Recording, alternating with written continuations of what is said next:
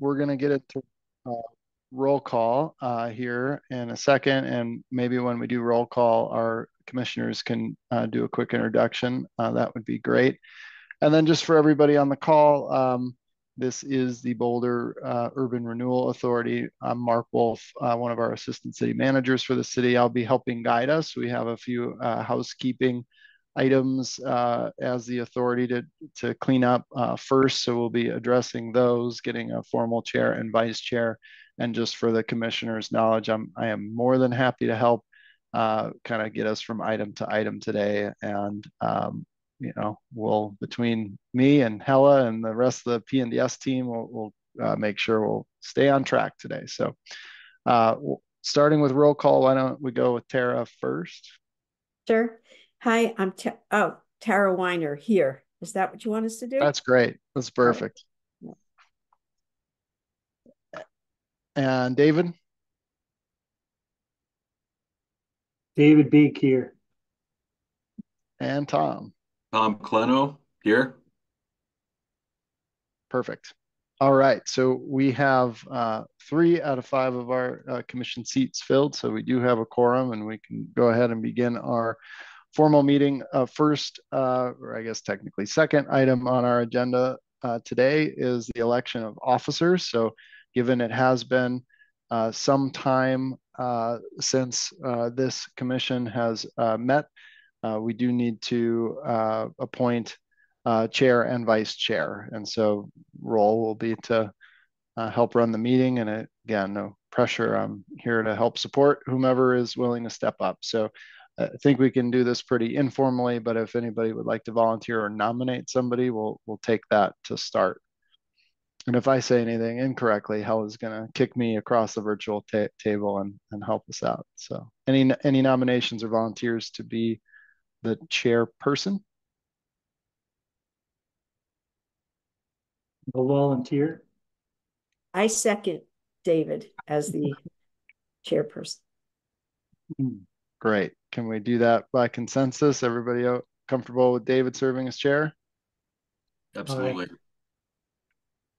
Super. Is there a volunteer or a nomination for vice chair? I nominate Tom for vice chair. Second. Tom, do you accept that nomination? I accept the nomination. All right, we'll do that by consensus as well. So thank you, David and Tom, for stepping in as our chair and vice chair. So David, you are happy to take over the administration of the meeting, but if you'd like me to kind of move us from item to item and introduce them, I'm happy to do that. I would love if you would do that, Mark. Sounds great. All right. So item number 3 for today is consideration of resolutions. We have one resolution on the agenda today. That is a consideration of resolution number 1, series 2024, establishing a meeting place for the Boulder Urban Renewal Authority meetings. The details here simply allow us to meet like this virtually as we need. And so again, helping to amend our rules as an authority. David, only thing to do at this point would be to see if there is a motion and a second and any discussion on that resolution. Okay. Do they need to go in that order? Yeah, you can start with a motion. Okay. Would someone like to make a motion that we agree to hold our meetings virtually? I can make that motion. Mark, do you want to put up the language? Or do you want me to just say I? Yeah, if you give me 1 second, I can. Thanks.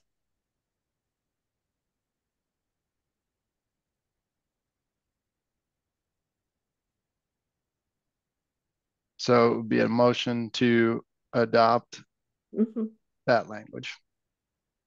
I make a motion to adopt Resolution 1, Series 2024, establishing a meeting place for Boulder Urban Authority meetings to be virtual.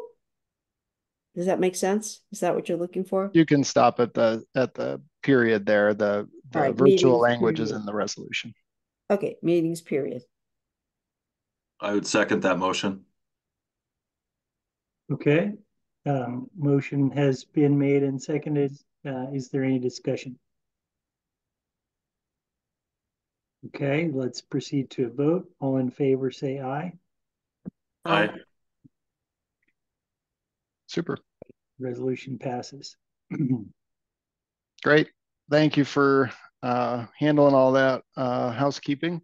So we do have two items then of new business today. Two land use cases are coming to us. Again, you all have a little bit of background on the role of Bureau. Staff will do a few things in these presentations, one of which will be to review the role of Bureau in each of these cases. So we'll go through that. Just in terms of the run of show, so to speak, for today. We will have staff presentation first. You all will have an opportunity to ask staff questions if you have questions of staff. We will have the applicants of both of these items present. They will have the opportunity to present if they would like. You can ask them questions, and then we will open a public hearing. We did ask for folks to register in advance if they would like to speak during the public hearing. So we'll go to those folks first, and then we will open the opportunity for those present that would like to speak during the public hearing portion of each of those items to simply raise their hand when we open that up. We'll note who would like to speak, and each person during the public hearing will be given 3 minutes.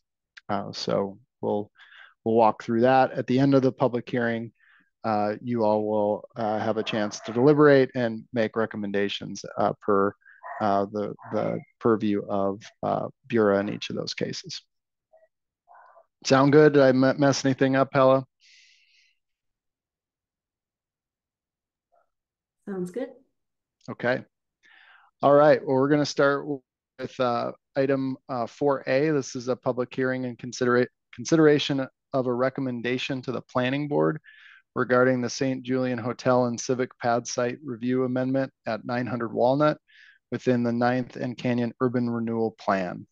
So I believe I'm going to start directly with Shannon, who will be leading the staff presentation. That's great.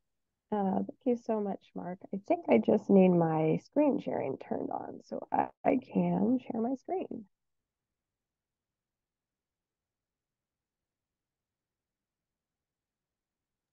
Okay, Shannon, All right. I think you have access now. Okay, perfect. Thank you so much. Okay.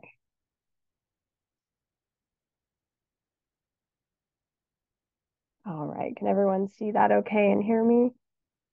Wonderful. Okay, great. So good afternoon, board members. My name is Shannon Moeller with the Planning and Development Services Department, and I'm just going to take you quickly through the 900 Walnut Site Review Amendment we're talking about today. So the purpose of today's review is for Borough to review and make a finding and a recommendation on the proposed site review's consistency with the guidelines in Section 3C and Section 3D of the 9th and Canyon Urban Renewal Plan. So Borough's finding and recommendation will be conveyed to the planning board, who's the decision maker on the site review application. So for some planning context, when the 9th and Canyon Urban Renewal Plan was originally established back in 1988, the site at 9th and Canyon consisted largely of surface parking and was considered significantly underdeveloped and was in need of infrastructure improvements. The purpose of the Urban Renewal Plan was several purposes, including implementing the Boulder Valley Comprehensive Plan, eliminating conditions in the area that were detrimental, redeveloping and rehabilitating the area, contributing to a sustainable downtown, facilitating private redevelopment with infrastructure improvements, and to effectively utilize undeveloped and underdeveloped land. So the Urban Renewal Plan called for development of this downtown site to include a hotel, underground parking, open space, and a civic use. Here you can see the subject property as it exists today. The St. Julian Hotel and the underground parking garage were approved in 2000, And as part of that project design, a pad east of the hotel was constructed with a concrete structural deck capable of supporting a future building. A site review amendment was later approved in 2001 for a 55-foot tall civic use building that was to be a children's museum and a dance facility, but that structure was not constructed due to financial challenges. So following additional efforts to identify a viable user for the civic pad, including multiple city task forces dedicated to the issue, the city entered into an agreement with St. Julian Partners that included conceptual images for development of the site and information regarding operating characteristics of a multi-purpose civic use space on the site. So this current site review amendment is consistent with those agreements and includes an approximately 50,000 square foot structure. It has a first floor meeting space and associated kitchen facilities, storage, restrooms, and connections to that below grade parking garage. The ground floor meeting spaces will be provided for local not-for-profit organizations and civic groups that have first right to reserve a space, discounted rental rates, and other terms per the agreement between the city and St. Julian. The upper levels provide for a mechanical mezzanine and 3 upper floors of extended stay hotel rooms that are connected to the upper levels of the existing St. Julian hotel building. So in terms of today's review, Section 3C, the context guidelines, and Section 3D, the site development guidelines of the Urban Renewal Plan are the guidelines to be considered by BURA when providing a recommendation to the Planning Board during the site review process. The plan notes these guidelines are not intended to be a checklist, but are to suggest the type and range of options to be considered. The existing St. Julian Hotel and underground parking garage completed many of the guidelines called for in the plan, including establishing the hotel use, creating a distinct open space along Canyon, establishing the 10th Street pedestrian corridor through the site that helps connect it from Pearl Street to the civic area, and placing all the parking underground. And it established the future development pad that's proposed to be developed with this proposal. So looking at these more closely, here is Section 3C, the context guidelines. These describe how the proposal should relate to its surrounding context, such as the Walnut and Canyon corridors, its function as a regional and downtown gateway, and guidelines that encourage the area to be developed with pedestrian access, public improvements, and a high-quality design. So in staff's review of Section 3C, context guidelines, staff found the proposal consistent with these items as more detailed in the staff memo. Moving to Section 3D, the site development guidelines. These guidelines provide further guidance for redevelopment projects to encourage full-time activity in the project area, reinforce unique attributes of the site, create a physical gateway with a distinctive image, enhance pedestrian connections, and provide for quality open space and public improvements. So as noted earlier, the existing development fulfilled many of these guidelines, and this proposal continues in that vein. It provides both hotel and meeting spaces to promote full-time activity on the site. It provides a distinctive and high-quality design with a unique entry element, upper-level sky bridge, and enhancements to the 10th Street pedestrian corridor. It maintains that distinctive open space and public improvements that have already been established. So staff found the proposal is consistent with these items in Section 3D, as further described in the staff memo, and found that overall the proposal completes the vision for the redevelopment of the site as a cohesive development as intended by the guidelines. So with that, staff included a suggested motion language in the packet and on this slide. And the applicant team is also here to share more information and images with you, but I'm happy to take any questions before I turn it over to them.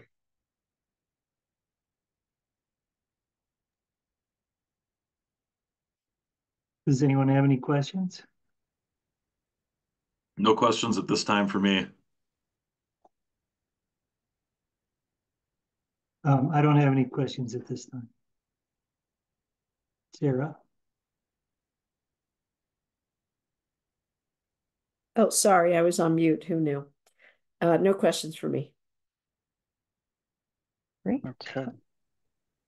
I'm happy to turn it over to the applicant team. Let me make sure they've all been promoted. We have Bruce with the St. Julian and the architecture team as well.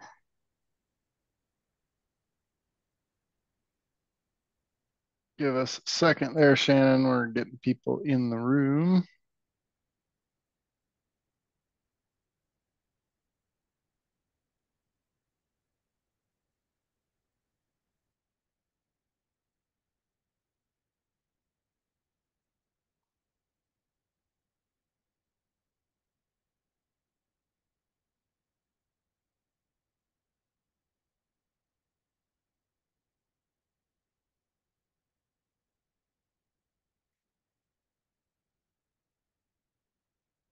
And I don't know if we see Jen Neiman. I see a Jen's iPhone. So if that is the same person, if you could raise your hand so we know who to promote, that would be super helpful.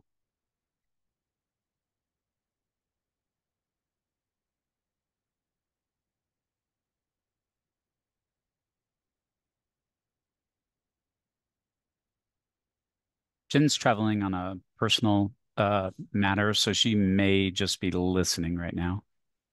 Okay. Then I think we have everybody.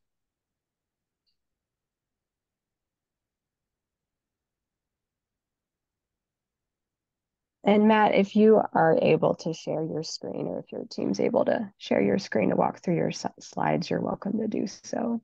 Okay, great. Carol is going to take the lead today. Great. Yes, I'll go ahead and share my screen.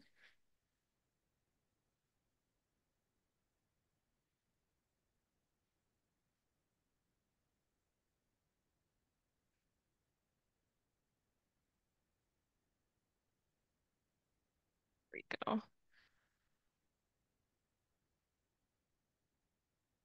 Okay, can everyone see my screen? Yes.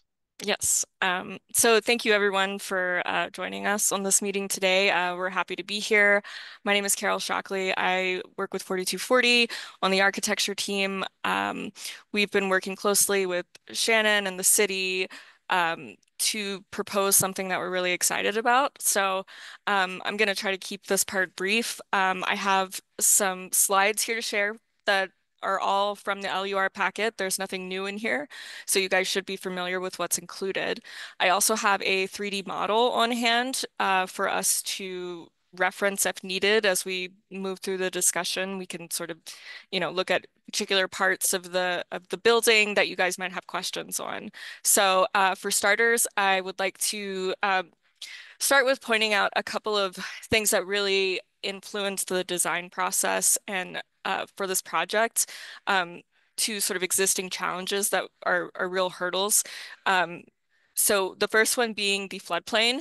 So in this diagram here, you can see our site in the middle, and this pink area is referring to a high hazard flood zone. And then the blue, which is most of our site, it's lesser of a hazard, but this is a challenge for us to deal with. So within a high hazard flood zone, there are a lot of challenges and limitations into, what we can build there. Fortunately, that's sort of a benefit to the public in this case because it's really pushed the development of the site to maintain open space along the south side of the project, which we'll get into later on. But this is all part of the public domain with views of the Flatirons is currently in place and will be maintained with the development of this new project. Let's see.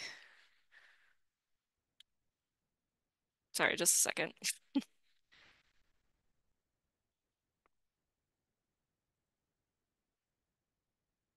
I have a frozen computer right now.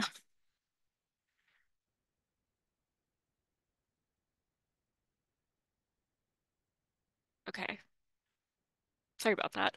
Another challenge. So while this is a new build. It's a new project. It is over an existing structure. So you guys are familiar with the parking garage that is below grade. That is a caged parking garage. This new addition is built on top of that. So moving through the design process, we had to be very mindful of how the structure that we put on top would impact the parking garage structure. We really wanted to avoid reinforcing that structure and trying to be we did not want to disrupt the garage as much as possible during the course of construction. It still needs to be open and functional and operational. So that presented a challenge for us to tie into the existing structure. So with that comes, some more limitations in terms of flexibility and massing. A lot of our, steps in the facade are cantilever conditions that are a little tricky to navigate, but have been really, thoughtful in terms of what is being incorporated and why. Um, Moving forward. So to sort of jump off what Shannon mentioned before, this is a, an aerial of the site as it is now, and it really is sort of the missing piece to this original concept that was developed 20 years ago, and there's been a lot of discussion throughout the years, and we think this is a good summary of all of those conversations. So jumping into the site plan, a really good quality for the site is the open space that is provided here with the existing St. Julian. This is for the public. As we all know, Canyon is a busy street.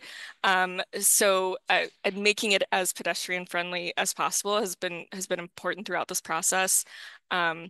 We are proposing planters to be deeply integrated into the facade in order to soften that experience of walking down the sidewalk and really encouraging pedestrians to come onto the site and walk through to meet that 10th Street connector.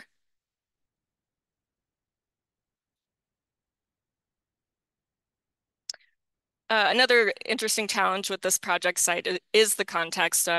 As outlined in BRA, there's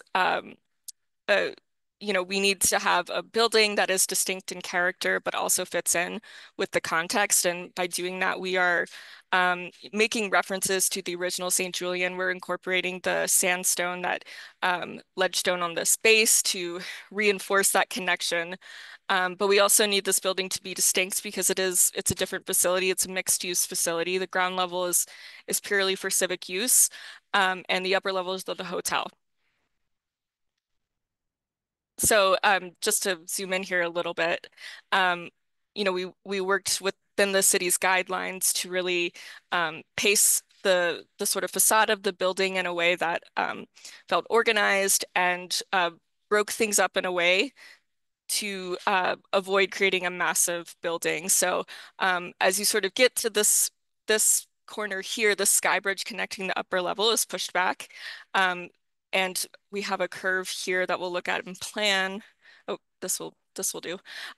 So we have a curve here to really usher in pedestrians to utilize that space. One thing to note within this drawing is, we're not showing street trees in the elevation. We did that just for clarity so that you could see the building. But in the rendering here, there's great treescape out there now that we should note here. So moving on to the first floor.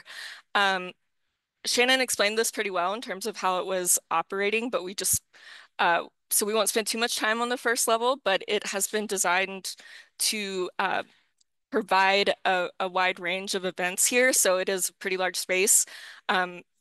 This could be treated like a ballroom for a more formal occasion. We also have dividers that can split the space up into smaller configurations. So meetings of a different scale with different needs can still happen in the space. We also are providing a pre-function element in all the support spaces, including restrooms, the kitchen, and any of the sort of storage that comes with a facility like this. Jumping to the exterior, on this ground level here, this is where our civic use function is happening in the project. So we are providing a large amount of glazing so that people can feel connected to the street and vice versa. One thing to note with this building design is the primary entrance is not off of the main facade, and a lot of that is because of floodplain reasons. This door here is not meant to be a primary entrance. It's more of an egress point. So moving around to the west facade here, this is our primary entry that has direct connection to the St. Julian. And then we have another sort of secondary entrance here. A lot of attention has been put into what this pedestrian experience feels like on the west side. Once you sort of get past the entrances to the civic use space, we're really trying to create some visual interest there so that people feel excited and encouraged to move through the space. They feel safe. It's well lit. There's signage. It's really a public space, and the architecture is responding to that. Moving around the building, this is our alley-facing facade, but it really does have quite a public presence. As you guys know, there's sort of access to the parking garage, the public parking garage on the north side here. That access point will be maintained and elevated to where it's very clear to pedestrians that that is where you enter the parking garage. This is sort of the backside too that moves through the pedestrian way.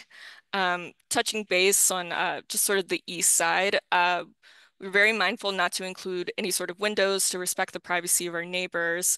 And we also are extending the high quality materials that we are including on these public facing facades around the corner. This facade is constructed with the same materials. Just to sort of highlight in section what's going on here, you guys know that there's parking garage on top and our civic use space is on the first level. We have an elevated first level in height, and guest rooms are 3 levels above. We have a mechanical space here with screens that are blocking all mechanical equipment, but a large majority of our mechanical equipment is tucked away in the mezzanine level of our building so that we don't have as much on the roof. And this is sort of the long section demonstrating how it connects and aligns with the existing hotel. In terms of overall massing and what's happening at the corners of the building, we really took effort into sort of based off of our conversation with Dab to sort of shrink those corners and pull it in as much as necessary to create a sense of arrival and entry, as well as playing around with how the mass is viewed. We included in our LUR document some sections demonstrating the space between our building and the building next door. We spent a lot of time working with Shannon on trying to come up with a solution that respects the neighbors. So we'll talk a little bit more about that in a second. But in terms of what Borough is focused on and the purpose of this meeting, we think one of the more appealing features that we're excited about is this pedestrian walkway that's going to connect the civic center of Boulder with the commercial area of downtown. Right now, it's there, but it's very undefined. So this is an opportunity to enhance that pedestrian experience, provide a good experience. There will be bike parking within here so that for people to use. And let's see. Also featuring a really sort of custom metal panel feature wall. We're still developing that, but it's something we definitely want to collaborate with you guys, with the city itself on what that looks and feels like. So with that, these are some images of the building that we are proposing. We're excited about how it feels fitting into the context of this block and sort of completing that puzzle or this last piece of the site to move forward. So thanks everyone. Do you guys have any questions? Does anyone on the board have questions for Carol? Yeah, Carol, so the windows not being included on the east side of that building, those are to address the reason they're not there is to address privacy concerns from the condo next door. Yeah, so on the upper levels where we have hotel rooms, Yep. there are no windows sort of looking east. Everything is directed either to the north or the south. Okay. Thank you. Yeah. I have a question that several of the neighbors brought up in their comments, addressing concerns about trash and servicing of the hotel and the new addition. Would you like to explain a little bit about that, please? Yes, I'm gonna pull up our site plan again. So currently the intent was servicing the hotel, the additional hotel rooms, and the new addition is gonna tie in pretty seamlessly with the existing maintenance of the existing hotel. So any sort of trash or housekeeping will be serviced from the existing hotel and brought over to their trash and loading area that they currently have off. This is on the ground level towards the alley. However, we are addressing any sort of trash generated by the civic use space.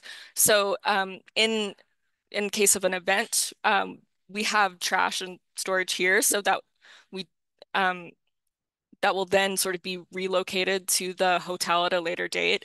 This is really just for level one. It's just servicing level one during big events. And will ultimately be combined with the existing infrastructure of the hotel as it works now. And just to clarify, there is a gate here, so it's not just trash bins out in the open, but it is enclosed and accessed by staff only.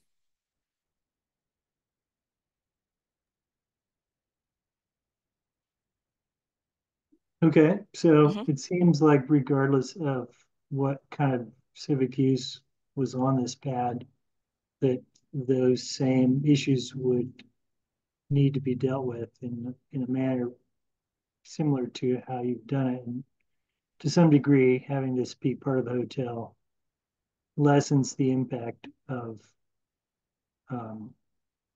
of that, in that it is combining the existing trash processing area with the hotel, if where wouldn't be if it Mhm. was a separate user. Right, and it's worth mentioning that the St. Julian Hotel has already discussed increasing the number of the number of times this trash and recycling is serviced.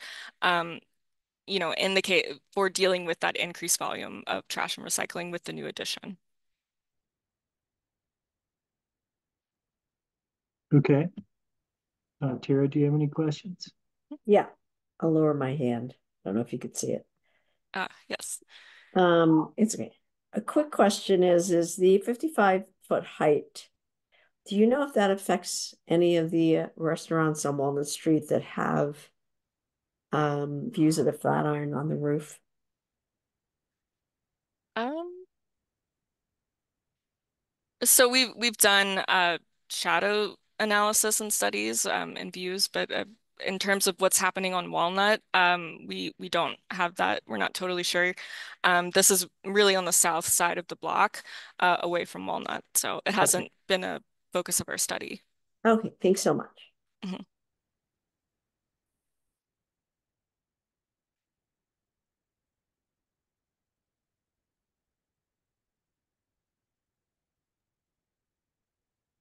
Okay, I don't see any other questions. You're free to proceed to the next. Great. All right. So we are going to open the public hearing then for the item.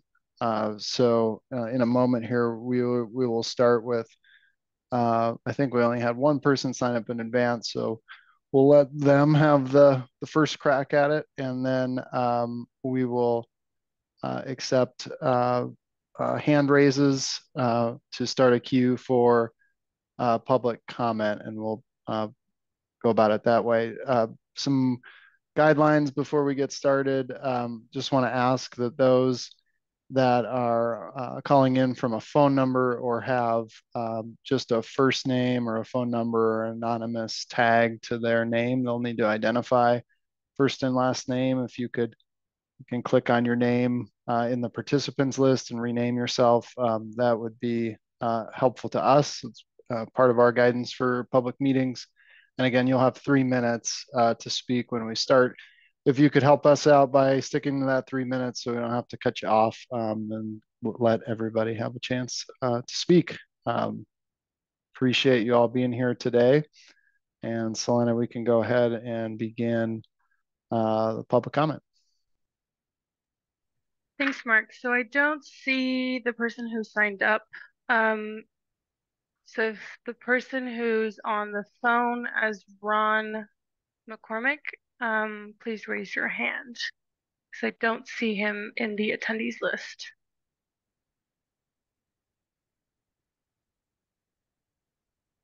I'll give that a few minutes. Okay. And we can always come back to him if he does join us. So we'll go ahead and allow those. We'll take them in order of the hands raised if you'd like to speak on this item. And we'll go ahead and go down the list.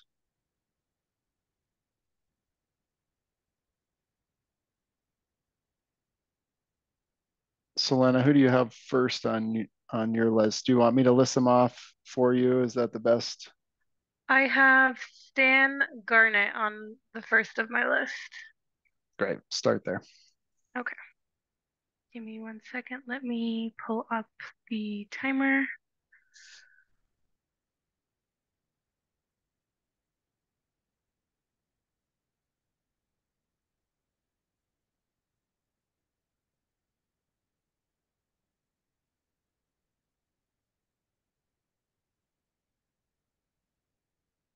Okay, Stan, I'm gonna unmute you in your 3 minutes. Sorry, give me 1 second.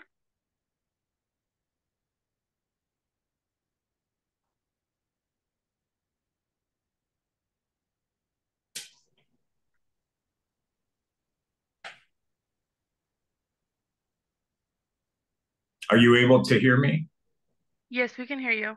Okay, great. Well, listen, I really appreciate the chance to speak for a couple of minutes on this, and also want to thank the members of the Urban Renewal Commission for your service. I know it's important and not always a job where you feel the community's appreciation. So thanks very much for your work. My name's Stan Garnett. I'm a lawyer in Boulder at the law firm of Garnett, Powell, Maximon, Barlow, and Farbs. And we were retained a while ago to represent a group called Protect Boulder Civic Space, LLC, which was formed due to concern about this development. I've been working with them for several months. I understand the role of this board in this meeting is somewhat limited, but I wanted to simply list some of the concerns that our group has and make sure that the board is aware of those. The first concern is simply that the original intent of the approval, and this approval history, as you all have seen, goes back a couple of decades, did not contemplate something like this, what's almost a 60,000 square foot building. Now it looks like with significant mechanical additions on the top, which is going to have a real impact in downtown Boulder. Number two, our understanding of this nearly 7,000 square foot ballroom will be primarily a for-profit service for the St. Julian and does not meet the requirement of civic space.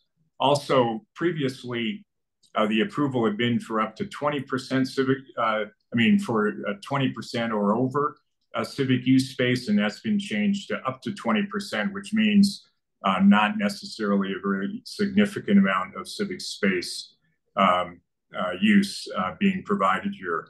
And finally, my clients are particularly concerned about how this project has grown through the decades, and also that the concerns about trash and traffic, which are very chronic concerns that everybody in this area has, are not adequately addressed by this. And finally, that there's not been adequate public outreach through the time with it. Now, some of the other folks that have concerns will be present and speaking, but I would be available afterwards or by contact if people have additional questions. I'm happy to make sure that myself and my staff that have worked on this are available. So again, thank you for the opportunity to make almost 3 minutes of comments and appreciate your service. Thank you, Sam.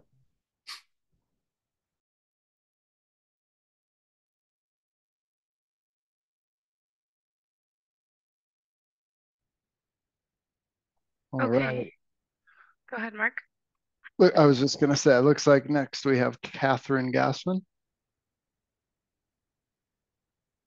Catherine, you are have the Got chance it. to unmute. Can you hear me now? I unmuted myself. Yes. Hi, I'm a resident of Boulder and live next door in the Arette building. And I'm around a lot, driving in and out and being in the neighborhood. And I just have a couple of comments.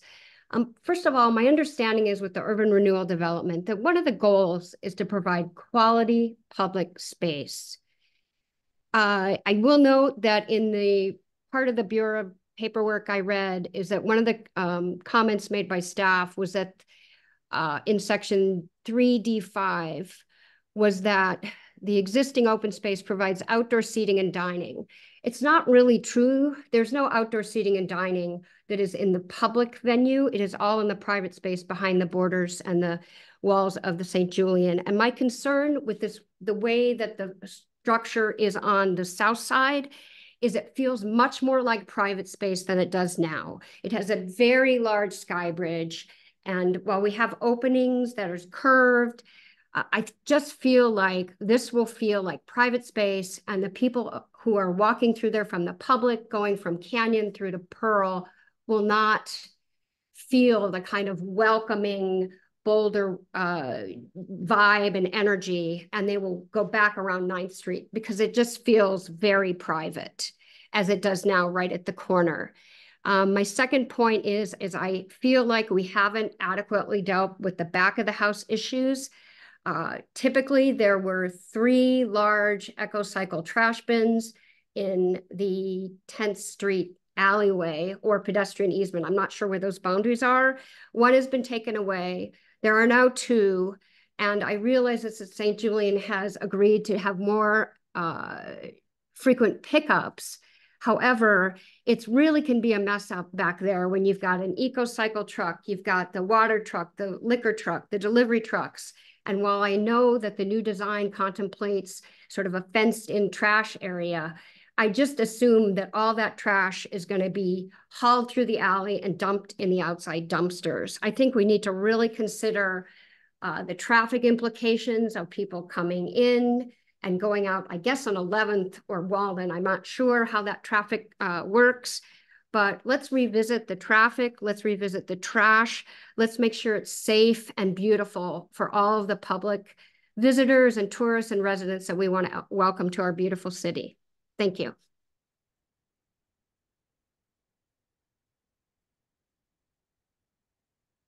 Thanks, Catherine. All right. Looks like next we have Cindy Lindsay.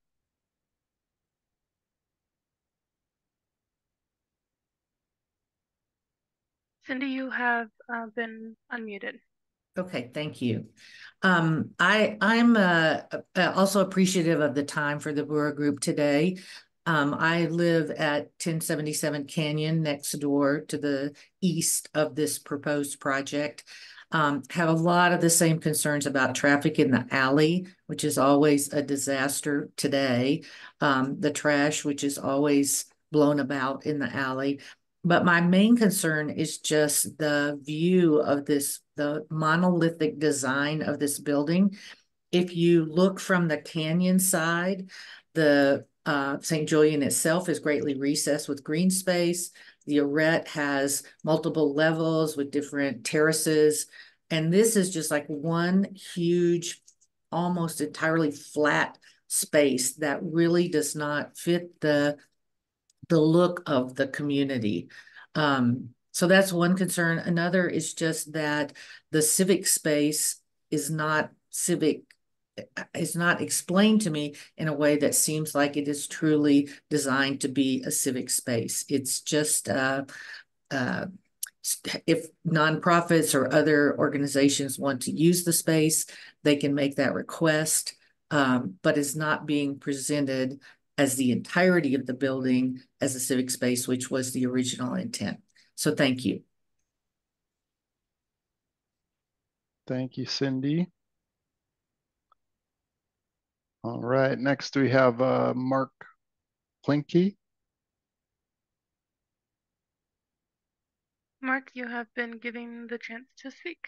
Yes, can you hear this? Yeah. Okay, thank you. Thank you to your service to the city. I very much appreciate that.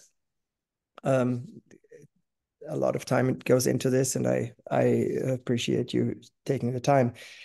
I'm a Boulder resident, living in North Boulder, own a greenhouse company for the last 15 years. We build greenhouses and what we call biophilic buildings where people and plants both are happy. And one of the questions or one of the things that I was thinking about with this issue is when I have Airbnb guests, and people ask me, well, what's very cool about Boulder? What do I need to see? It's like, okay, you need to go see Pearl Street and the Flatirons, the farmers market, maybe together with Dushanbe, but there isn't really any particular place that I can usually send people to. One of those places, what I would think we're missing, and I would love to see on a public space, and especially in the winter months, is a place that people can just be in public, where weddings can be held, that is somehow iconic, something that people, it's worth coming to Boulder for, something that would be truly civic and benefiting the whole community, including the San Julian, with the ability to maybe have a cafe where you can be outside in the sun, in a greenhouse space. You can be sitting in the sun and you can have a dinner or coffee. And so there are people in this town that would be excited about this. They would be willing to potentially fund this or work tirelessly to fund this project, which would really benefit the whole community. And so I wanted to raise the opportunity for you to consider that. I think you have drawings of a potential design, and I know my company with local resources, we can build this kind of a structure, and we would be very excited to do so.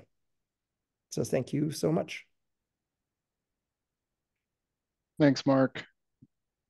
Next, we have a Dennis. Dennis, if you could provide your last name when you're unmuted, that would be wonderful.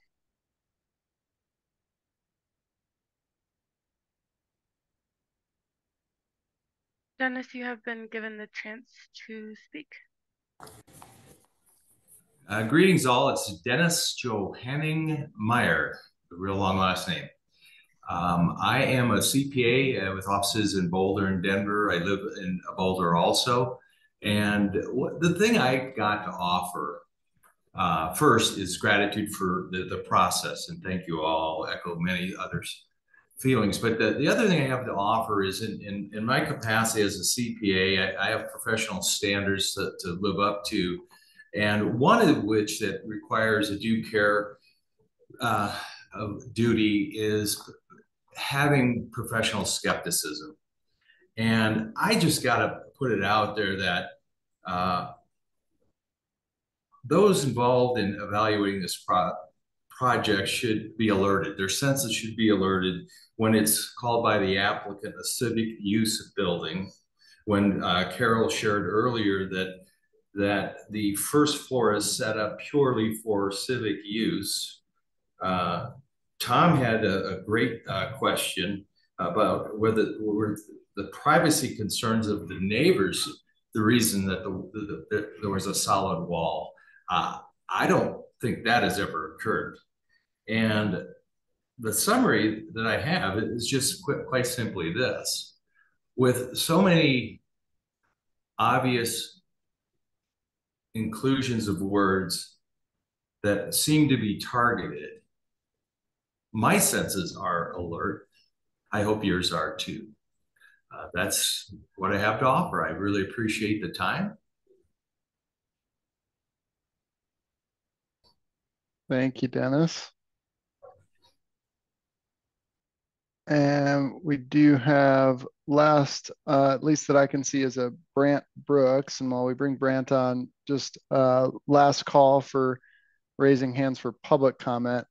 And I did want to mention, we do have a few that look like they're on the phone. You can raise your hand by hitting *9 so that we know you are interested in speaking.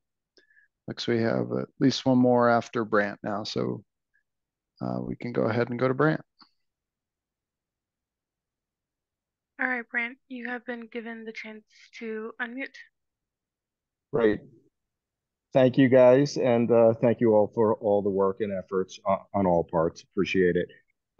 Brant Brooks, I am part of the ownership group and represent a 1011 Walnut, second, third, and fourth floor building across the street.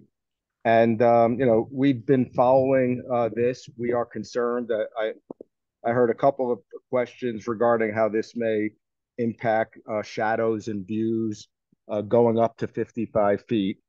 And, you know, concerned about what this does to, you know, our property, and also concerned about the someone mentioned monolithic design and wanting to see a bit more character. We are very supportive of having an appropriate structure, but just not sure 55 feet seems appropriate, you know, given the use that it is meant for. And that is my comments. Great, thanks, Brant. All right, a couple more here. Next up is Mitchell Imber. Mitchell, you have been allowed to unmute.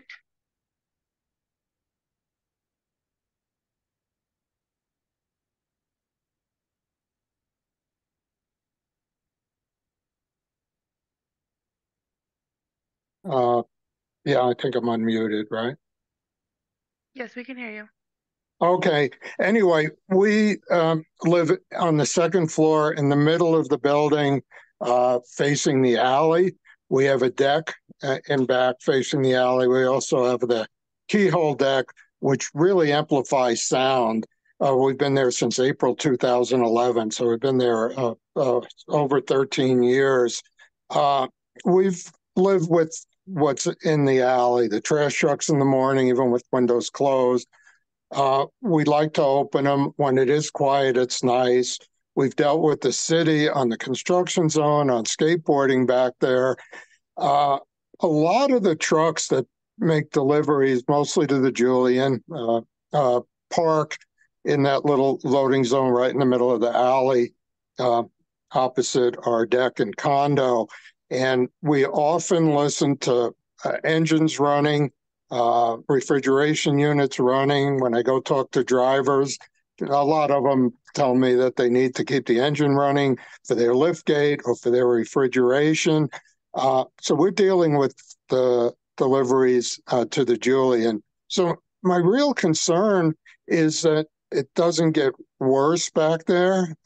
When it's bad, it's bad. When it's nice, it's very nice. And we love to keep the windows open. And I hate to close them just because of activity in the alley. So I want to make sure that the city is going to enforce traffic back there. If it does get congested and people start honking their horns, that they keep through traffic so we don't have to get more OSHA backup um, sirens and bells ringing. So I just want to be aware that we live there and it's our home and we're out on our deck and just to make sure that it doesn't get worse, I would like the city to commit to really enforcing rules in the alley in terms of engine idling, parking, how long people park there and all that stuff. So I appreciate it. Just want to let you guys know that we really live there. It is our home and it's our only home.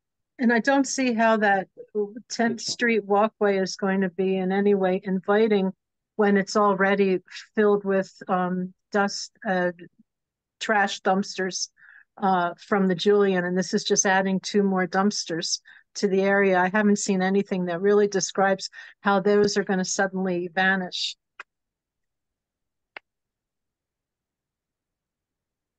I think that's it for us. Thank you. Thank you. Could the second speaker just identify themselves? Jane Ember. Mitchell? Thank you. Jane Appreciate Ember. it. All right. I believe we found Ron McCormick. He's calling in from a phone, so we'll get him going here. Selena, did you see which iPhone that was based on the Q&A? Oh, give me 1 second. Okay. Yeah, that 262 number. Okay. Is he the next speaker? I'm sorry. Yeah, we'll go ahead to Ron. Okay. Ron, you have been given the chance to unmute.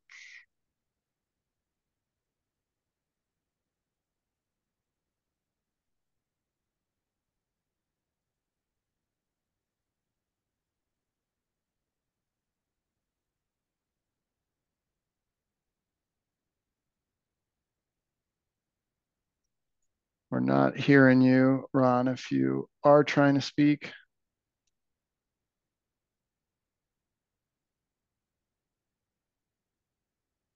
Hello? Now we can hear you.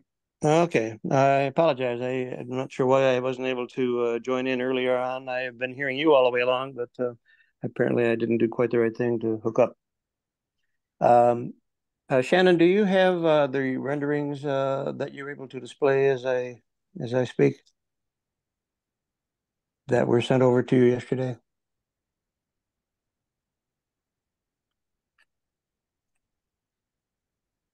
Hi, this is Shannon Muller. All of the items I received yesterday were forwarded to the board as part of the public comments package, so the board has those. Oh, great. So they've been able to see what that proposal is. Okay, thank you. So I am Ron McCormick. I'm an architect. I've been doing this about 52 years. And I was asked by Mr. and Mrs. Dan Dietzler, who are residents of the Arret, to develop an alternative conceptual design for the civic use pad. They are concerned with many of the concerns you've heard today, the mass of the building, certainly the block of view from the Arret, and the lack of civic use space that's being offered. So we have proposed a glass greenhouse type structure as an alternative, primarily a one-story structure with a second-story mechanical area. It would be really offer a true multi-civic use opportunity for weddings, corporate events, community gatherings, and that sort of thing, independent of rental from the St. Julian. And we feel it's the solution in general would be more in keeping with the original your recommendations when St. Julian was first developed. But operationally, we also feel that what we're proposing would be a great asset to the St. Julian as well as the entire community. This design features a year-round green space.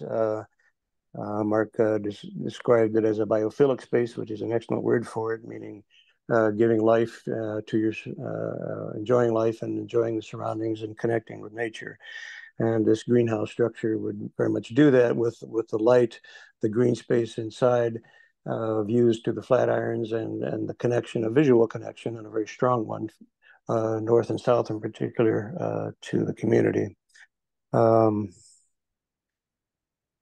There would also be some outdoor dining, as we proposed in the southwest corner of the building along the public walkway. We're also promoting the connection from Canyon to Pearl, as the previous scheme has shown.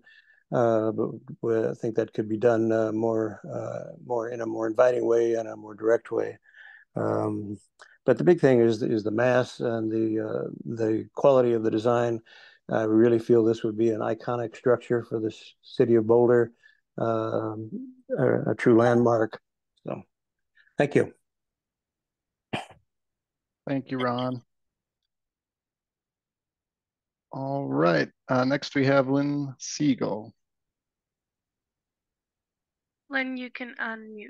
What a blast from the past. Bruce Porcelli. My God, 30 years since I've seen you on the civic space with the St. Julian and all the flood discussions. Wow, wow, wow. And you know, this is, I'm sorry, I'm not going to put lipstick on a pig. Now, Porcelli, I just looked up. It's a Southern Italian piglet. I love piglets. This was supposed to be civic space. Remember the folk singers? They couldn't afford it. You know, can anything in Boulder be afforded as to the value of the embodiment of Boulder? Because performance center is what we desperately need. Instead, we got a 15,000 square foot conference, ballroom up on the hill with CU. You know, we've got the Millennium taken over by CU by the bedroom, 950 bedrooms compared to 250 that was the Millennium. This was something that we could have as income. You know, I know you're going to generate income, Bruce, but this is not what this was designed to be. You're lucky that you got your hotel. Let's not be too greedy. We need something for Boulder, folk singers, folk dancers, performance center, something that makes this place into something more than just, a tourism space for tourism of condos, of high-end condos. That's what we've got here in Boulder, of people living in spaces or inhabiting them in a hotel sense, but not for what this community, the value, the history that it has to give and to offer.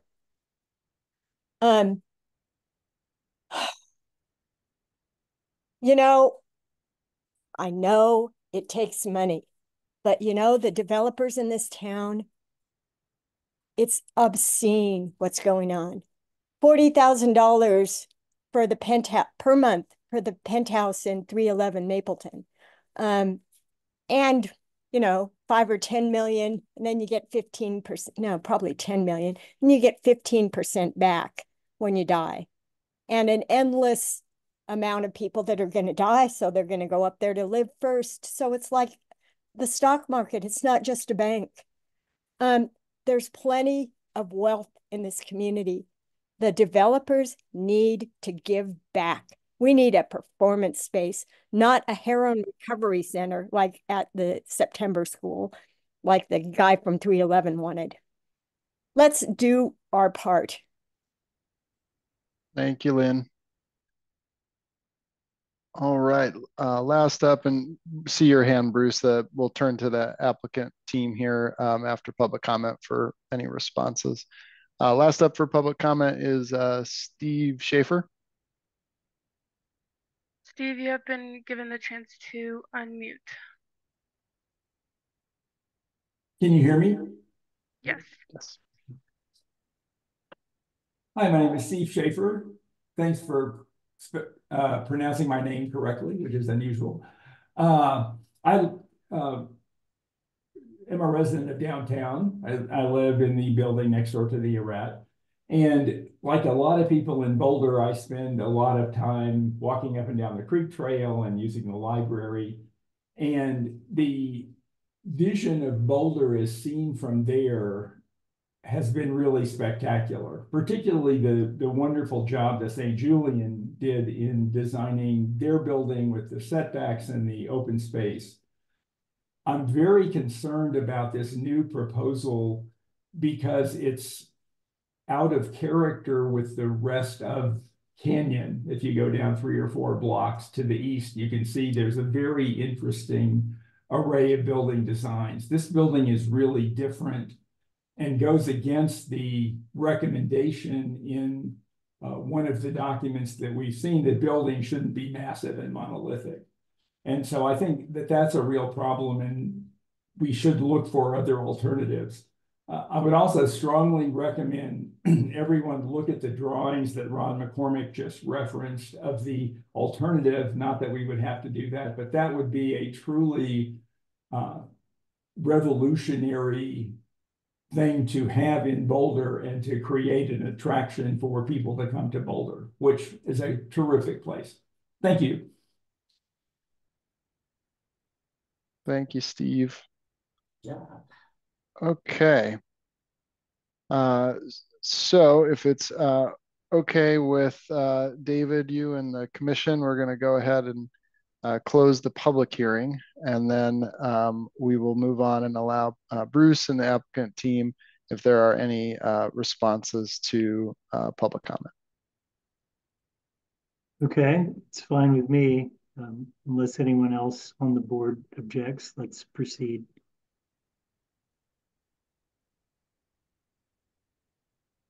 Okay.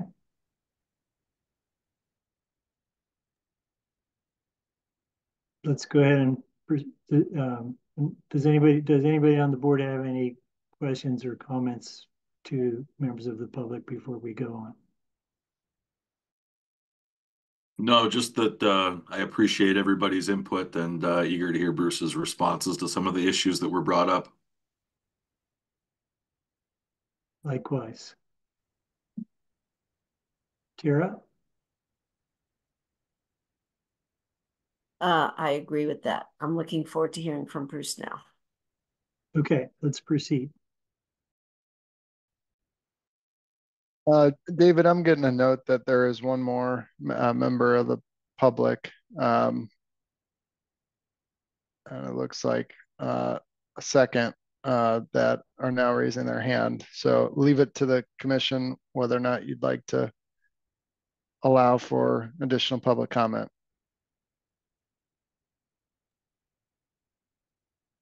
Okay. All right, we have Lisa and George Bartlett, and then I believe Dan Dietzler is having trouble raising their hand, but would also like to speak. So we'll take those. Lisa and George look like they're together, so we'll take them as one speaker, and then we have Dan following. Okay. Okay, Lisa and George, you have been given the chance to unmute.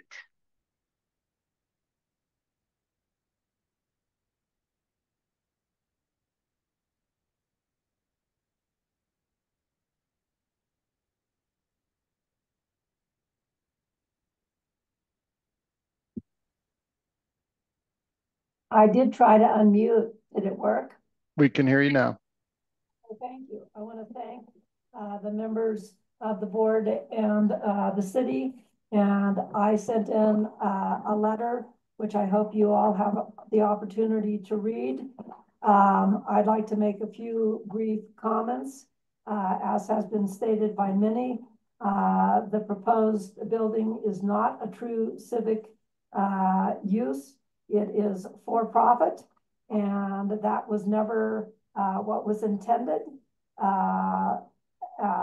The alleged no window, those that live in the Arret, I have never heard that in my life. In fact, we have, I think many of us stated that there need to be windows, and the setback between the St. Julian on the east side, and the arete on the west side is basically non-existent and needs to be addressed. There are now obviously endless hotel rooms on already online or coming online, and I don't see any consideration being given to that. I just believe that the time has come because the St. Julian has rebuffed any efforts to the best of my knowledge for people who have requested all through this process to speak with one or more representatives from the St. Julian. And there has been no willingness to the best of my knowledge. And everybody who purchased at the Arete and other buildings, they, of course, are aware that the St. Julian has a right to build a building, but no one, I doubt even the city, could have forecast that the proposal would come in using virtually every square inch of the property. And when the presentation was made initially earlier on by a representative of the St. Julian, it talked about all the open space. Well, the open space, as we can all see, is already in existence in front and in back of the St. Julian. There is no meaningful addition of any open space. In fact, almost all the open space has been completely eliminated. So the bottom line for me, along with flood zone issues, trash, parking, etc., is there needs to be a dialogue between the St. Julian and those that are opposed to the currently proposed project. Thank you. Thank you, Lisa. All right, and I think we'll give Dan Dietzler a chance to speak. Okay, Dan, you have been given the chance to unmute. I hope that worked. Can you hear me? Yes. Thank you. Good afternoon, Ms. Moeller and the Bureau Board members. I appreciate this opportunity to participate in this meeting. My name is Dan Dietzler. I'm a semi-retired civil engineer. In May of 2011, my wife and I purchased Unit 202 in the Arete. Our unit has a deck and windows on the west side. We enjoy the views from that area. We have 5 happily married children and 13 healthy grandchildren. 2 families and 5 grandchildren live here in the Front Range. We enjoy staying at our place in Boulder, visiting and entertaining family and friends here. We like the outdoors. Yesterday, I had a letter delivered to your office, and I ask that you all read that letter before you make your recommendations to the planning board. My wife and I want what is best for Boulder. The so-called civic use building as proposed by the St. Julian is only good for the St. Julian, no one else. I encourage you to reject the current proposal and recommend that a truly civic use structure be proposed by the owners of the civic use pad. Thank you.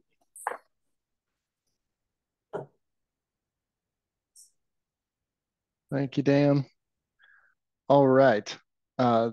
Thank you, commissioners, for allowing those last couple public comments. And I think we can go ahead and move to responses from the applicant group.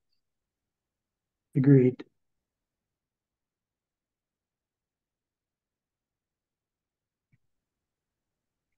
And I see Bruce's hand, but Bruce, do you want to start or anybody in particular? Wasn't sure if I was need to be unmuted.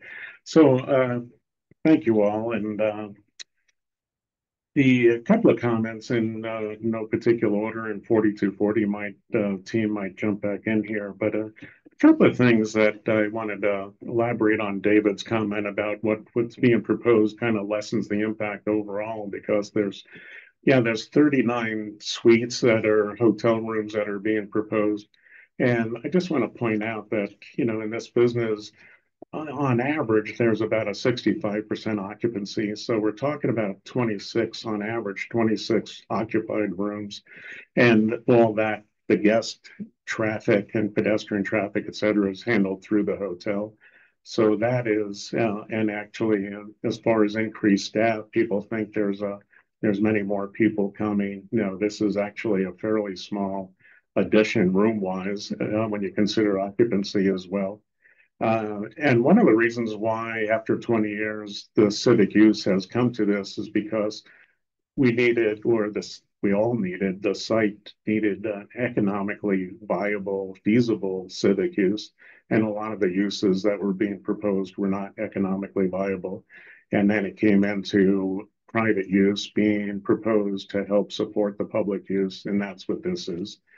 The civic use, now that first floor, there's actually a big point that's not being highlighted, is that it's not only the nonprofits can use it and rent it, and potentially 100% of the time all year long, but it can be catered by third-party caterers. It's not under the St. Julian does not have to provide, the nonprofits have the option to bid it out to use other caterers they have to be approved, but use other caterers. We think that will also help other restaurants in the area where foot traffic is obviously down for restaurants that also cater on the side, to get them approved and give them another outlet for their service. I know as part of the submission, it's 180 pages, as you know, but originally the original submission, and as Lynn Siegel pointed out, I've been around for 30 years doing this, and I've become older than dirt to be the institutional memory of this. But when the ARET was originally submitted, it had a blank wall. There were no windows, no balconies. And it was submitted that way because the developer knew it was urban infill. The Children's Museum that was proposed prior was 55 feet and a blank wall facing east. And so the ARET had a blank wall facing west. The planning board at that time said, it's probably going to be some amount of time before this building gets built next to you. So why don't you design it so that we're not looking at a blank wall.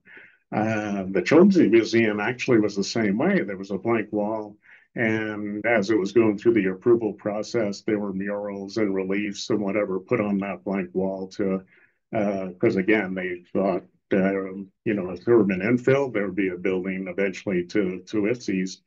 So the criticism that we don't have windows, that was done through the process with Shannon and the planning department, so to protect the privacy of the neighbors next door. Why all these windows and balconies were put in on urban infill, I don't know.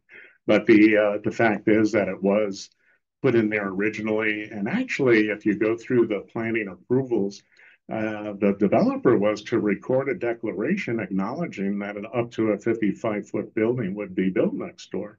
So for the residents that say they've never heard of it or they didn't know what was being built, it's been mentioned a couple of times through the RET approval process that there was to be a declaration acknowledging the building next door up to 55 feet. So part of the east-west, so with the balconies and windows, our 4240 team has estimated that there's about 1,900 square feet as setbacks from the property line to our side, to our west side. Through this process and actually trying to provide some relief and more space between the buildings, we've actually set back about 3,300 square feet. So not quite double, but actually I think we're being quite sensitive to the neighbors and to their balconies and windows and trying to preserve sightlands as much as possible. The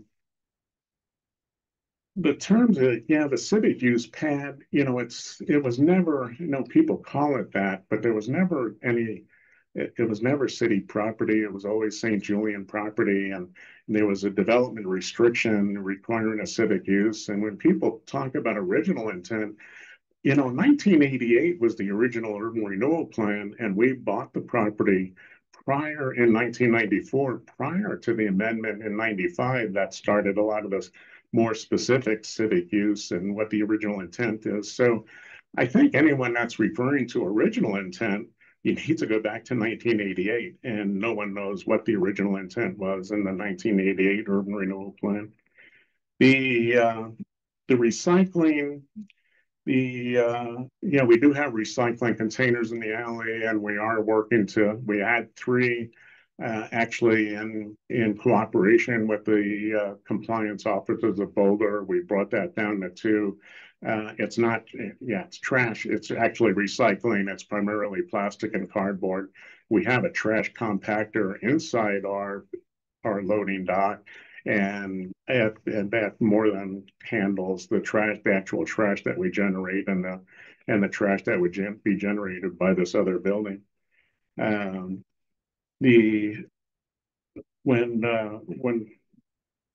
other commentators had talked about we don't need it. We can, people can use space up on the hill. We can use space out east in the JCC. But part of this, and part of its urban renewal, is that it's the vitality of downtown. It's helping to bring people downtown, and that was one of the reasons why the hotel and meeting space was done to begin with. We always talked about bringing people to downtown Boulder on a Tuesday night in February. The restaurants are all full on Friday and Saturday night. It's the rest of the week and the rest of the seasons that we need this. So I know people are saying it's a for-profit St. Julian building. No, I mean, it could potentially be 100% nonprofits renting it, bringing in third-party caterers, utilizing services from other restaurants, and I think that point gets missed, as well as the rooms that we're adding is really fairly minimal. But I know it's like the St. Julian. It's a large building, but it's actually a small business. And the building next door is also not a big addition in the scheme of a business.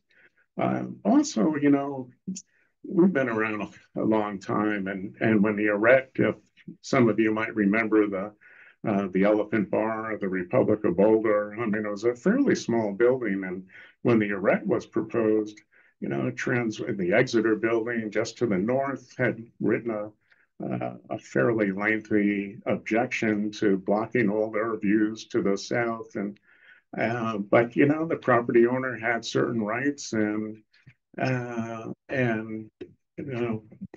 that's people try to work through it. But at the end of the day, there's not everyone can be accommodated to all their wishes. And certainly with civic use, everyone has a different idea of what that is.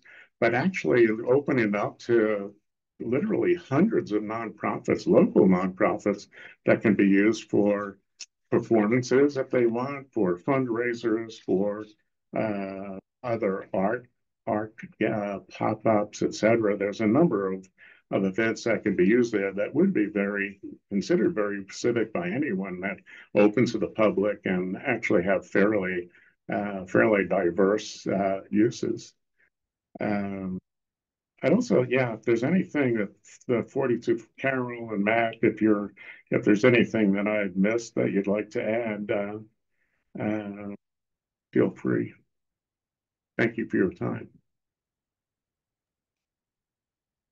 Thank you, Bruce. Does other members of the applicant team want to elaborate? I'd just say that I'd echo everything that Bruce mentioned. I don't know if there's really anything to add.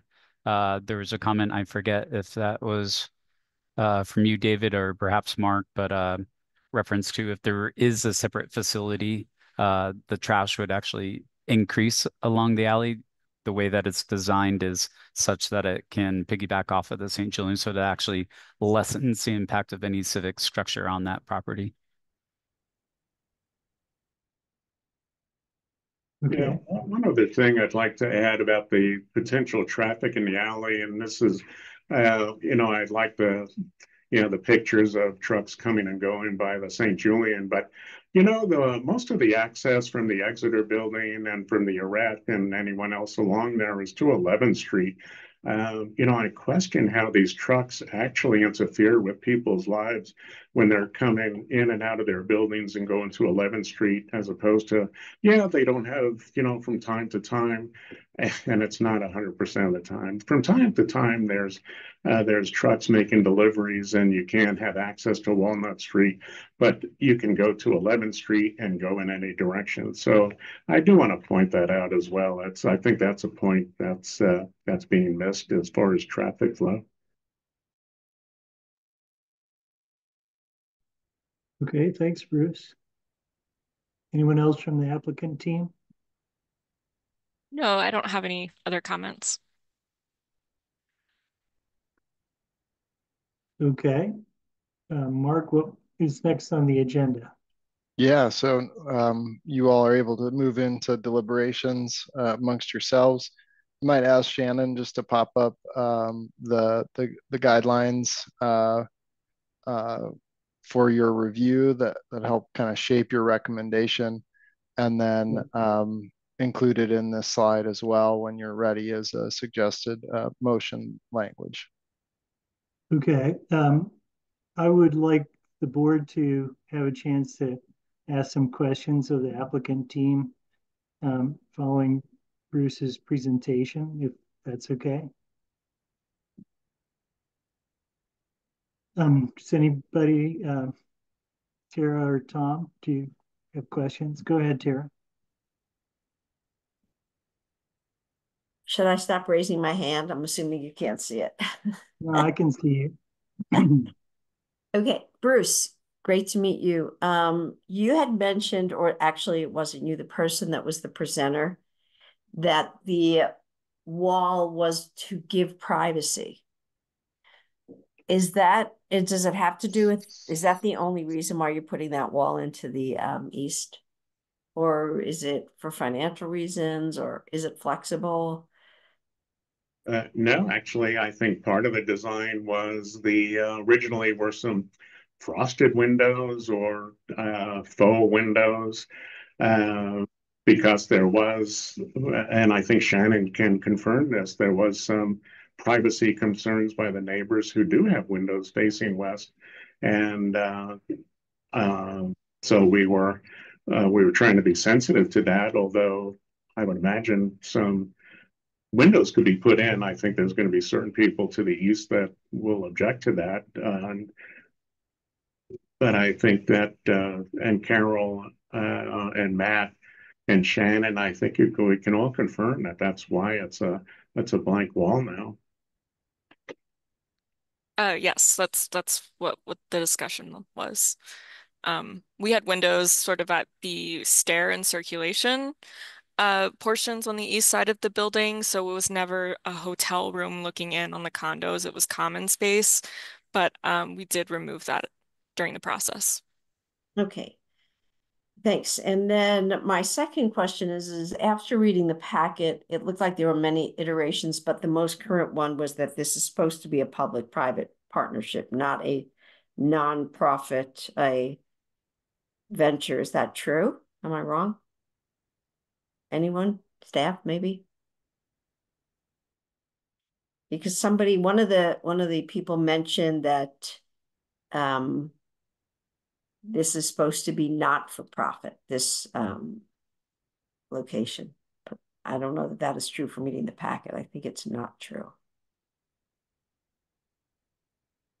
Yeah, I can try to answer. Oh, go ahead, Ella. Yeah, I would agree with that statement, Tara. At some point, it was anticipated to be just for civic use, but that vision was changed in the last few years, and the city council approved an operating and management agreement that anticipates hotel space and a ground floor event space that can be used by nonprofit organizations, but not that it was free.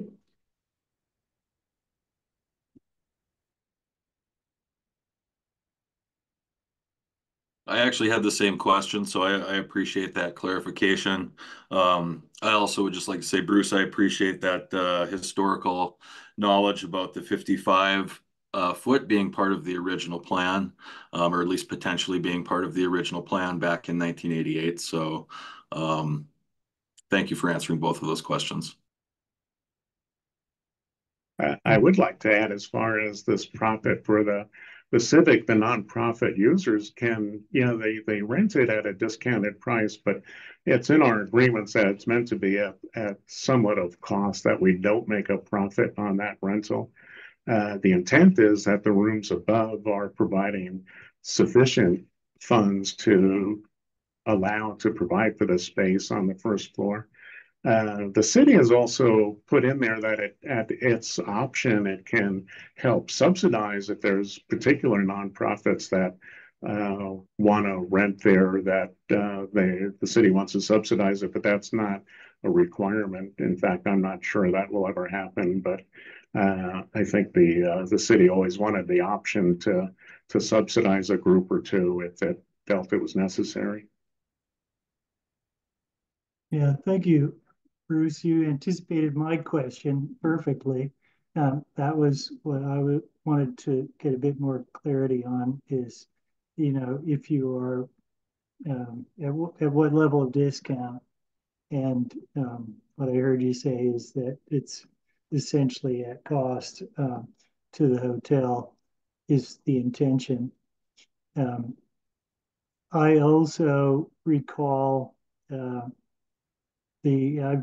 been around not quite as long as you, but um, the Children's Museum and Dance facility that was originally proposed around the time of the planning of the St. Julian was pretty much the same bulk as the current proposal. And really, I haven't seen all of the different proposals that have come and gone over the years, but my recollection is that they were all kind of building out to the underlying zoning maximums. And maybe with the exception of one that had a rooftop deck, but even still, the total mass was still going to be the same height as the two adjacent buildings. I personally, and I think most people in Boulder would have loved to see a truly civic use there. I think that the proposal for a greenhouse or something like that, while visually appealing, those, in the original language and subsequent language of the plan, it wasn't being left in perpetuity, but there was a period of 20 years or so, which expired for those other civic uses to make a plan or make a pitch for the use. And quite a lot of study by the city has gone on in looking at different things that could go there, the feasibility of them. I know if I were a neighbor and this was being built and I'm used to seeing the mountains out of my windows, this would be quite a shock. It would feel like, and as Dan brought up, that this isn't really the intent of the original plan, but that plan has been modified several times over the years, and it did have a sunset provision, which has now passed, so that the St. Julian has been waiting for 20 years or more to have some use that was appropriate on this property. And so as much as we'd love to see a truly civic use, I think that that opportunity has come and gone according to the language in the plan and in the plan as revised. So unless any members of the board have any objection, let's proceed to the next stage in discussing whether the proposal is in line with these guidelines. And before we do that, I should say to the public that our board is not really being asked to weigh in on the architecture. We're not really being asked to weigh in on the appropriateness of the use. We're not really being asked to weigh in on the design, but we're being asked to weigh in on whether the proposal meets urban design plan guidelines for the Ninth and Canyon area. So let's open it up to discussion. I think it does meet it is consistent with the Canyon Urban Renewal Plan. So I would approve it. I would agree with Tara. I do believe that the plan is consistent. You know, as David so helpfully pointed out, there are a number of issues with it that I would love to comment on, and that's just really not my role. So in terms of the scope of what we're looking at here, I believe that it does meet the guidelines. I also want to point out that the planning board is really responsible to take it. You know, once we're done, the planning board takes it from here, and they are really the board that is going to be talking about these different considerations from the public, I would say. Yes, I agree with that. The discussion about whether there are windows facing east, for example, would be something that could still be negotiated with the planning board. Right. I was just myself curious, but yes, that is exactly. Shannon or Hella, are there other elements of the plan and the process that we need to address before we proceed to a vote? You could just go to a vote. I think it's clear which guidelines you have been considering. So you could use the suggested motion languages if you like. Okay. Tara or Tom, are there any guidelines that you feel are not consistent or not being met by this proposal?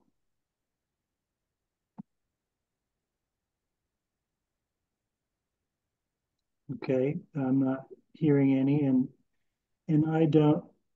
I guess from a high level, I would kind of add to say that, you know, I've looked at a lot of urban design plans over my career, and spent a lot of 10 years on DAB and been chairperson of the Boulder Urban Land Use Institute, Urban Land Institute, and Architects and Planners of Boulder. It's unusual that a private entity follows the plan as closely as the St. Julian has in this process. I guess just adding a point of perspective from, you know, looking at it from high level as an urban designer and architect, that the city did impose quite a lot of requirements on the St. Julian when the project was built originally, which they have met pretty much to the letter, I think, in looking that over. And so, you know, that we aren't really able to get the civic uses that we were hoping for on this site is a shame. And I agree with all of the things that each of the neighbors and other people who spoke have brought up as being legitimate concerns, and don't want to make you feel that we're not hearing those. But again, just want to reiterate that our role on this is very limited to really just looking at, has this met all of these different criteria according to the plan that was established and then revised at least twice or 3 times since it was originally established. So we were kind of looking at the most recent iteration of that plan. And I agree with Tara and Tom that it meets those guidelines. So would someone like to make a motion? I would like to make a motion to find the proposed site review amendment application LUR 2023-00046 consistent with the 9th and Canyon Urban Renewal Plan, adopting the staff memorandum as findings of fact and directing staff to convey that opinion to the planning board. Second. Okay, so we have a motion made and seconded. All in favor, say aye. Aye. Aye. Okay, the motion passes unanimously. All right. Thank you all, and thank you, members of the public, for joining us today on a Friday hearing. So appreciate your input. I'll take us to the next item. Next item in new business is 4B, is a public hearing and consideration of a recommendation for proposed amendments to the Boulder Valley Regional Center Transportation Connections Plan related to a site review that entails redevelopment of a 2.33 acre parcel with 52 residential units. Proposal is located at the following addresses: 2504, 2506, 2536, 2546 Spruce Street, 2055 26th Street, and 2537 Pearl Street. So you all follow a similar process here. You will have staff presentation. I will kick it over to Chandler for that. You will have a chance to ask him and the team questions. Applicants are joining us today as well. They will have a presentation, I believe, and then we will open for a public hearing before deliberation. Chandler? I have a quick question, Mark. Yeah. I thought this was 12 to 2. Did I get that wrong? Because if so, if I did get it wrong, I need to push back a work meeting real quick. We were scheduled for 2. I believe we are hoping that this item is shorter, but it does depend on the length of the public hearing. Okay. Yeah, I think we're probably going to go over 15 minutes. All right. That's all right. I'll just take this computer over to my... Okay. Thanks, Mark. Yes, I'll be just teeing this up, and the applicant will be giving a bit more detailed presentation, but this is the 2504 Spruce Street site review. They are proposing an amendment to the BVRC Transportation Connections Plan.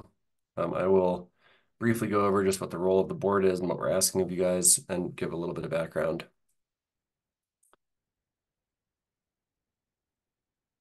So the purpose of this is for the Boulder Urban Renewal Authority, or BURA, to make a recommendation to the planning board on the Boulder Valley Regional Center Transportation Connections Plan amendment requested as part of site review number LUR 2024-00020. So the planning context, the site we're discussing is located mostly along Spruce Street from Folsom to 26th. And then there's a small attached finger parcel on the south side, which connects to Pearl Street, shown here on the map. As previously mentioned, this site is located within the boundaries of the Boulder Valley Regional Center. It's on the northwestern corner of the regional center. And in the design guidelines that were adopted for the area, it is further defined as an area that should invite walking with a pedestrian orientation and a human scale. And the guidelines suggest that to make the area more pedestrian-oriented, development should be less dominated by the automobile. So the Boulder Valley Regional Center plan also includes the Transportation Connections Plan, which is what we're here to talk about today. This is just a shot of the overall connections plan. The primary goals of the connections plan are to improve access and mobility for all modes of travel, to improve safety for all modes, to create visual continuity, to reduce vehicular congestion, particularly along arterials, to improve access to businesses, and to create a network that supports and encourages development and redevelopment consistent with the Boulder Valley Comp Plan. So this is just a close-up of the site taken from the Transportation Connections Plan. It's outlined here in light blue. So as you can see, the Transportation Connections Plan illustrates a north-south multi-use path. That's the yellow dotted line, as well as an east-west secondary street on the south side of the site, which is shown in purple. So this is just a closer up image of the transportation connections shown in the TCP overlaid on an aerial. So the red dotted line along the southern property boundary is the anticipated east-west secondary street, and the yellow dotted line is the north-south multi-use path. Just to be clear, the applicant is requesting to amend the plan to remove both of these connections from the site, and we'll get into a little bit more about the justification for that in a second. So a little more process discussion. Amendments to the Transportation Connection Plan require both the Transportation Advisory Board and Bureau to make a recommendation to the Planning Board. So this project has been through 2 separate concept reviews. During their more recent concept review, they brought the project to TAB, and TAB recommended removal of the east-west secondary street connection, and that was in October of 2021. There were links provided in the memo to that meeting for additional background. And then more recently, when this project has been in for site review, we brought it to TAB again, and this time to ask for removal of the north-south multi-use path connection. TAB did recommend removal of the north-south multi-use path connection under the condition that a permanent public access easement be provided through the site, not less than 5 feet in width, for a pedestrian path running through the center of the site to connect Spruce Street to Pearl Street. So they said it's okay to get rid of the multi-use path, but in exchange, they want a public pedestrian pathway running north-south through the site. So this is just a site plan of the current project. As I believe Mark mentioned early on, it's 52 units, but we're not really here to talk about the density or the project as much as the connections and whether the transportation connections being proposed are equivalent to what they're asking to be removed. So as you can see here, there's an existing on-street bike lane on Folsom Street. The project also proposes a new buffered bike lane along Spruce Street, running east-west along the north side of the site, as well as new sidewalks.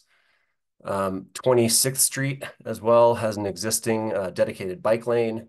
And then the project itself includes a number of pedestrian connections, most of which would be private, except for the green dotted line in the center of the site that runs from Spruce to Pearl Street. That would be the location for the proposed public access easement that would allow that pedestrian pathway to be public. So in terms of criteria for review and recommendation, the BVRC Transportation Connection Plan is a little less detailed, I would say, than the Downtown Urban Renewal Plan. It basically says the approving authority will consider the following when reviewing a proposed plan amendment. And those 4 considerations are change of circumstance, physical hardship, practical hardship, and equivalency.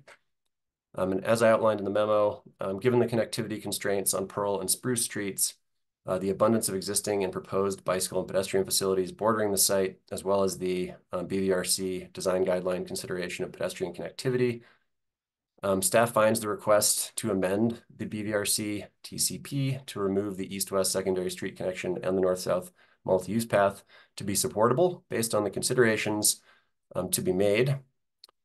Specifically, the area surrounding the site has changed since the adoption of the Boulder Valley Regional Center Transportation Plan. There's a left turn lane and a curbed median on Pearl Street, which prohibit the installation of a signaled crosswalk and thereby make the north-south multi-use path connection infeasible. So that represents a change of circumstance. The existing ditch on the west side of the property, the White Rock ditch, presents both a physical and a practical hardship in terms of construction of the east-west secondary street connection. And the existing and proposed bike and pedestrian facilities on and surrounding the site, including the proposed public pedestrian pathway through the middle of the site, provide equivalency for both of the planned connections. Furthermore, the BVRC states that the alignments of these connections are specific to the area, but are not intended to be precise as long as the connection illustrated is created in a manner that facilitates efficient travel. The intent of the TCP is to maintain flexibility in the implementation of these connections so as not to hinder redevelopment potential of a parcel or parcels. And development or redevelopment proposals should illustrate that the intended connectivity is achieved. So at this point, both staff and the Transportation Advisory Board have found that the intended connectivity is still being achieved through this project, but we are bringing it to Bureau for your review and recommendation as well. So I have suggested motion language here, which I'm happy to take down for the public hearing and the discussion portion of the meeting. That's it. Thank you. Thanks, Chandler.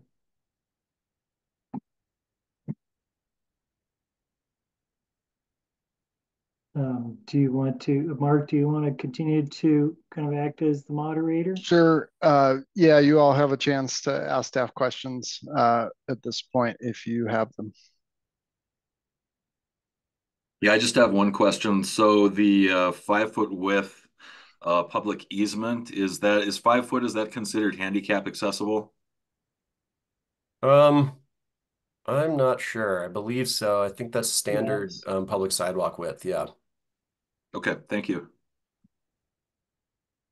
So I apologize in that I didn't see this information in the packet, but maybe Chandler, could you elaborate a little bit on the multi-use connections that surround this? I mean, it seems like there's a multi-use path within a block each way of this proposed connection through the middle. Are we only, we're looking at removing both the east-west and the north-south connectors? Is that correct? Yeah, so the east-west was supposed to be like an alleyway, essentially, secondary street connection, so vehicular. And then the north-south was supposed to be, or is supposed to be, a multi-use path. So there is, again, yeah, an on-street bike lane on Folsom Street, and then a buffered, so a separated bike lane will be constructed on Spruce Street. There's also a dedicated bike route on 26th Street. I don't think that's a bike lane, but it's a dedicated signed bike route. And then existing and proposed sidewalks all around the site. And the applicant, I believe, has some additional, like, more regional imagery to illustrate just kind of the broader connections. Okay, why don't I wait until the applicant presents. I have a quick question. Is that all right, David? Okay. Yeah, sorry. So like Dave, I did see this only 20 minutes before, right? Because it was at the bottom of that packet. But so my question is, and I'm sorry if this is not even appropriate, but I totally trust Tab when it comes to deciding what is good, what is, what are good paths, multi-use paths, whether or not they agree or not. So what is our job as Bureau? Why is this coming to Bureau? It just says that that's the process in the transportation connections plan. It just says any amendments to the connections plan require a review and recommendation by both Tab and Bureau. Okay.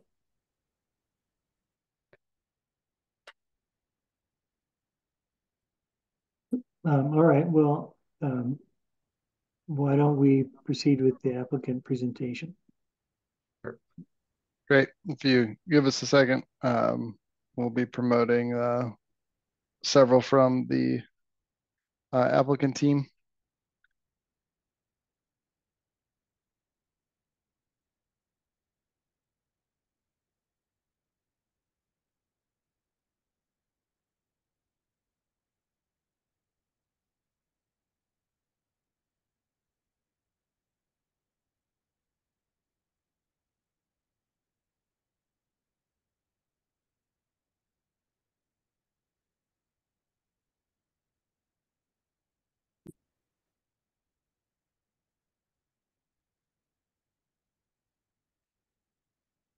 Okay, I think we're getting everybody on. I'm not sure who would like to lead, but happy to kick it over to one of you. Sure, I'll kick us off. Pete has the hi everybody. This is Danica Powell with Trestle Strategy Group. I know we're at a late hour in your meeting, a late few minutes, so we are going to make this brief and happy to answer any questions. Pete has a quick presentation. I don't know if you're able to share. There we go.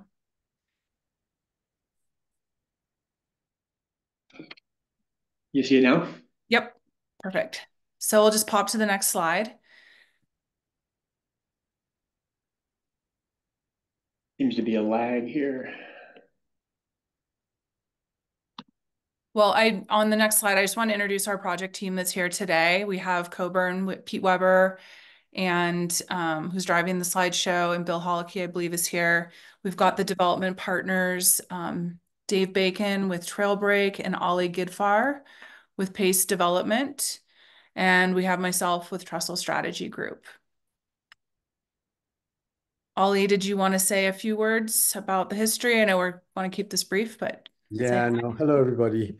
We've been at it since January of 21. Hi, Tara. And happy to be here again. And just want to be brief. So that's it. Talk soon. Yes, and on this slide, we just want to show you kind of the journey that we've been through. Burra was we didn't know we would be going to Burra at the end of our journey, but here we are, and excited to be here. And so we really are. I wanted to highlight, we've been to all of these public hearings. We've been to TAB twice. And now we're really just looking for feedback from this board before we head to planning board to review the larger site review in a couple weeks. Next slide. And I think I'll take it from here. Yep. Thanks, Danica. Hey, Pete Weber with Coburn Architecture. We're the planners and architects for the project. I think Chandler did a beautiful job of explaining where we are and why we're here. So I'm just going to try to point out a few things that maybe didn't get hit, and I won't try to reiterate too much. As Chandler noted, this is the BVRC Transportation Connections Plan that we're here to request an amendment to.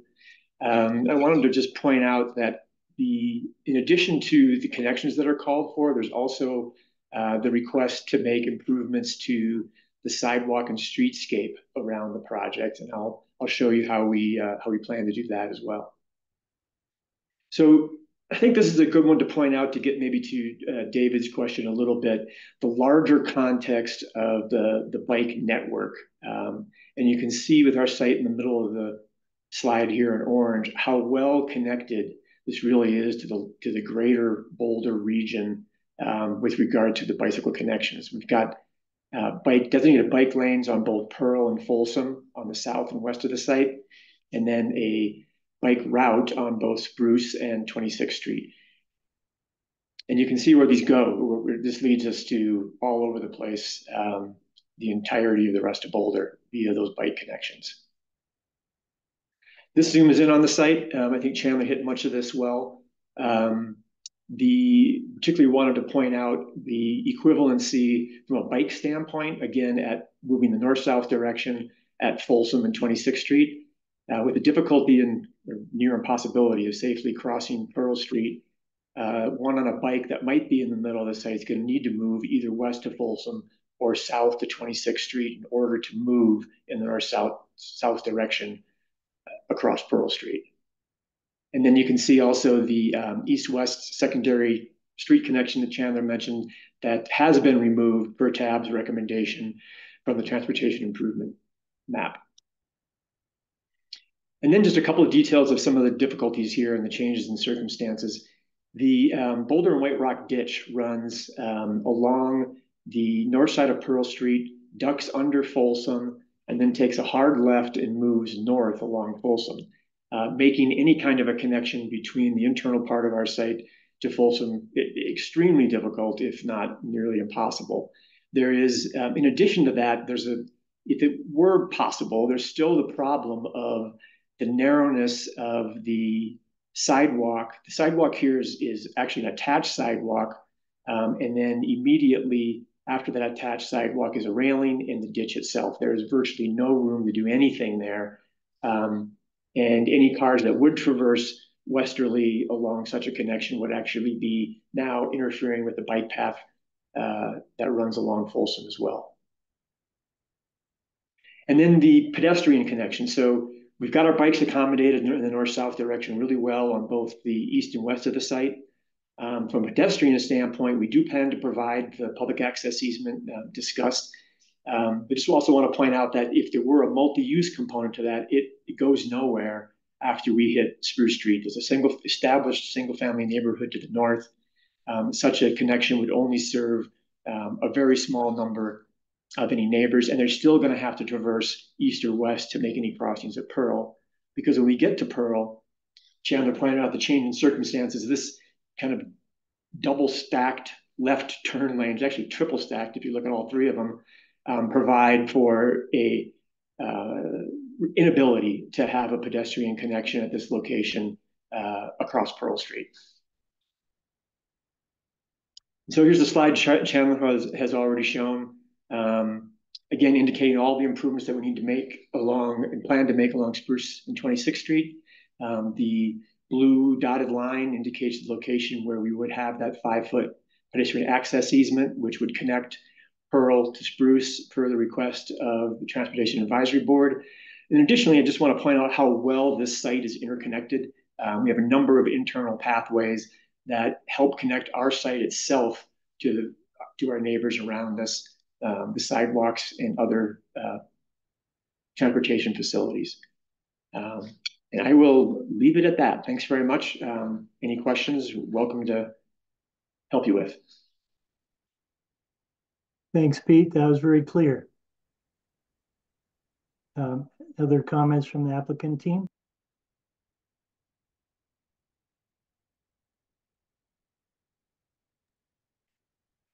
Any questions from the board? None from me.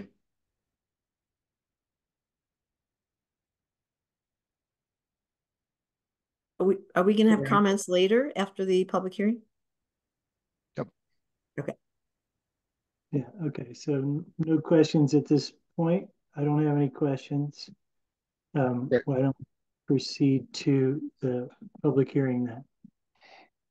Okay. We will go ahead and run this similarly. We did not have any advanced signups. So we will just ask folks that if you would like to speak during the public hearing that we're opening, if you could raise your hand.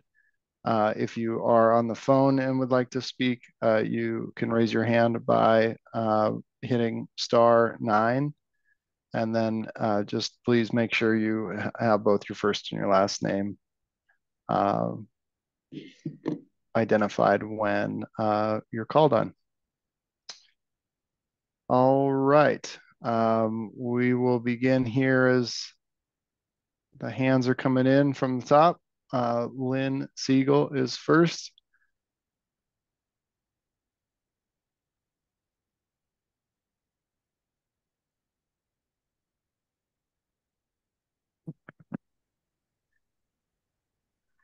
All right, Lynn, you have been given the chance to unmute. Enough. When I fought this, oh gosh, what's the name of it? This proposal. P, starts with P, I think. Anyway, fought this like crazy. What we don't need in Boulder, like for the St. Julian expansion, is more housing for the tourists to come to. You know what? When tourists go places, they don't come to look at another huge housing development, at another condo building, all the same, all just filling in. What we need is things that actually draw people here besides the Flatirons, because that's all we've got left. This middle path from east to west was not perceived to be inviting at all to the public. No, nada. I remember there being some discussion about some fencing or something, and how the penetration is not really inviting to the space. This intensity of use It's going to drive so much pedestrian, car, and it's not got the huge reductions in parking like the 2206 nightmare from last night. Car, people, bikes, everything. It's called humanity. It's called overpopulation. And that's what this, God, what's the name of it? Development is about. It's like, have more kids so we can have more future generations of population and endless profit. And that's not what Boulder's about. When my dad came here in 48 originally, then our family moved here back. Wait, no. Our family came back in 48. No. Excuse me. 58 to 60. My dad was here after the war. It was 30,000. That was a good population. Now we have 37,000 just for CU and 107,000. We don't need more of Papelios. That's the name of it. Seems like all these Italian names, Bruce Porcelli and this thing. So what Boulder needs is to not have this to start with. And it's certainly not a benefit in any way through Bura to have it penetratable. It's not inviting. People aren't going to go through that east-west corridor. And the whole idea was that it should be so vibrant and inviting. It's not. It's just another housing development to go through. Thank you, Lynn. All right. Last call for public comment.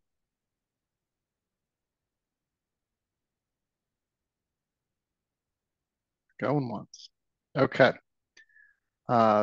So with board's consent, we can go ahead and close that public hearing, David, and move on to any applicant responses and then board discussion.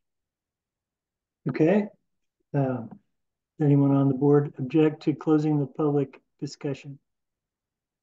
Okay, seeing none, let's close that and proceed to the next item. Great. So any responses from applicants? No, but I see there might be a question. Tara, do you have a question? Me? Oh, No, I was ready to comment. Okay. No, we don't have any further comments. Thank you. Should I comment, David? Yes, please. Okay. I think this project is great. And I think the transportation plan is great. That is my comment. I'd like to do something we used to do on the Parks and Recreation Advisory Board and share my ditto to that. Oh my gosh, I was on the Parks and Recreation Advisory Board. We're like twins. Yeah, that's awesome. It was a great board. And I have never watched Parks and Recreation. Sorry, bad joke. Okay, I triple that ditto. Would there be a tritto? Okay, no, I think this is, to me, is sort of a slam dunk that TAB did its job and we're just rubber stamping what they did. The applicant team seems to have thought it through very carefully and presented it very clearly. So I certainly am in favor of approving it. Tom and Tara, would you like to say anything further? We are pulling up the motion language for you. I'd love to read the motion. Great, go ahead. Where is that motion? Is that the motion, like the 3 points, Mark? No, it's having some computer freezing going on. So really it's coming. like a motion. That's all. You and everyone.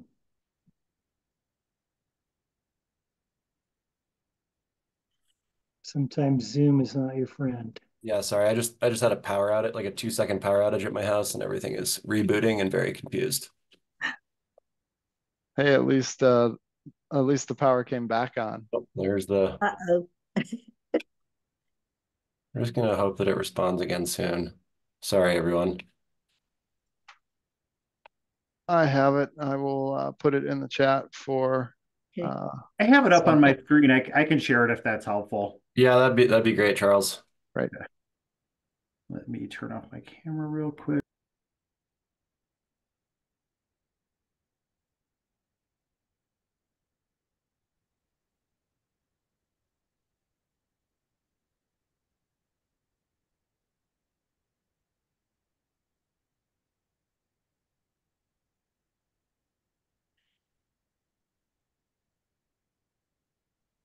Why don't I just read the motion in the chat?